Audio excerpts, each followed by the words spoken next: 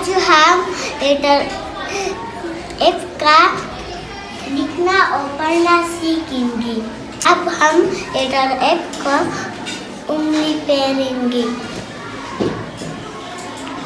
अब हम letter F पर उंगली फेरेंगे।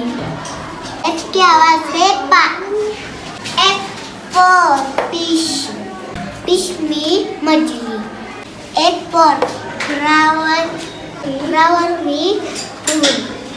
F for palm, palm में cat। F for fork, fork में कांटा। F for pen, pen में पंखा। F for box, box में लूमड़ी, box में लूमड़ी।